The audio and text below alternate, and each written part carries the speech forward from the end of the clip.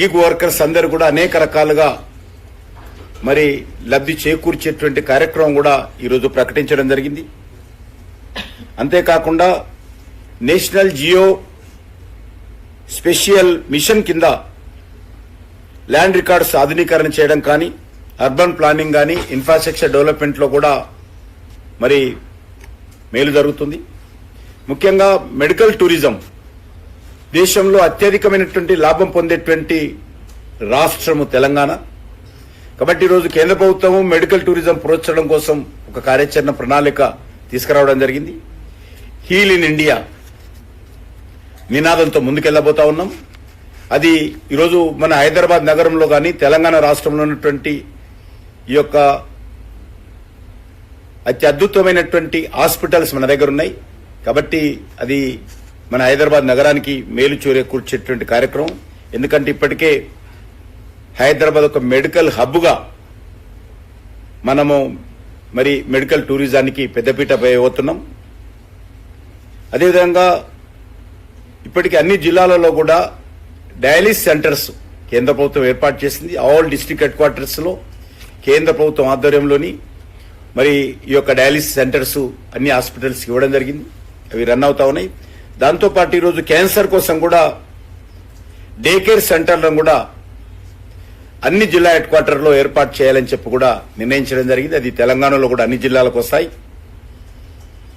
ఆయుష్మాన్ భారత్ నిధులు కూడా ఈసారి బడ్జెట్లో 23% గత సంవత్సరంతో పోల్చి చూసినట్లయితే బడ్జెట్ ను పెంచడం జరిగింది. ఎందుకంటే ఈ సంవత్సరము మరి ఆర్థికమైనటువంటి నిబంధనలకు సంబంధం లేకుండా ఆల్ సీనియర్ సిటిజన్స్ కూడా ఈ పథక పరిధిలో తీసుకొచ్చారు. కాబట్టి 23% నిధులు ఆయుష్మాన్ భారత్ కి సంవత్సరం పెంచడం జరిగింది.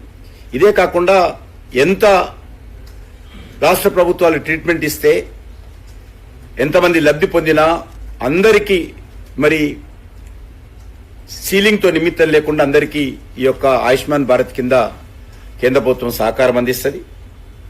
అదేవిధంగా మనకు తెలిసి ఈరోజు పేదవాళ్ళకి ఇస్తున్నటువంటి ఉచిత బియ్యం ప్రతి వ్యక్తికి 5 కేజీల చొప్పున 80 కోట్ల మంది ప్రజలకు దేశంలో ఉచిత బియ్యం ఇస్తున్నాం.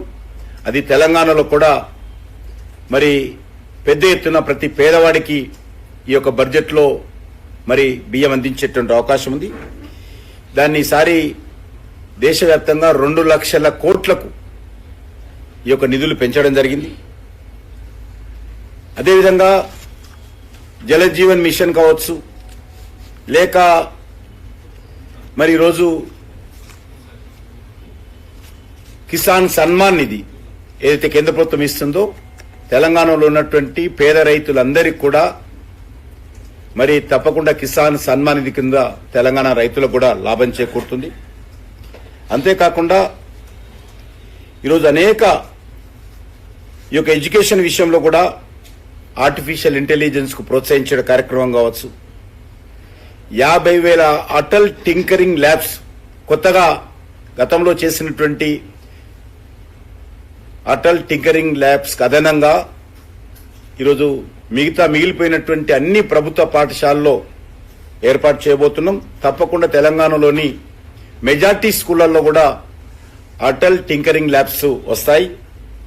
అదేవిధంగా అన్ని PHC primary health centres, all government high schools ఈ 2 సెంటర్స్ లో కూడా మరి వైఫై నెట్వర్క్, బ్రాడ్బ్యాండ్ నెట్వర్క్ తో పాటు వైఫై నెట్వర్క్ కూడా అందుబాటులో రాబోతా ఉంది. అంతేకాకుండా భారతీయ భాషా పుస్తక్ స్కీమ్ ఇవన్నీ కూడా రీజనల్ లాంగ్వేజ్ లో ఉన్నటువంటి బుక్స్ అన్ని కూడా డిజిటలైజేషన్ తెలంగాణలో ఉన్నటువంటి పుస్తకాలను కూడా చేయబోతా ఉన్నాం. దాంతోపాటు అంగన్వాడీ సెంటర్స్ తెలంగాణలో ఉన్నటువంటి అన్ని అంగన్వాడీ సెంటర్స్ కూడా మరి ఇన్ఫ్రాస్ట్రక్చర్ అప్గ్రేడ్ చేయడం కావచ్చు, కొత్త అంగులు ఏర్పాటు చేయడం కావచ్చు, మరి ఐఐటిలో మరి విద్యార్థులను సంఖ్యను పెంచే దాంట్లో తెలంగాణలో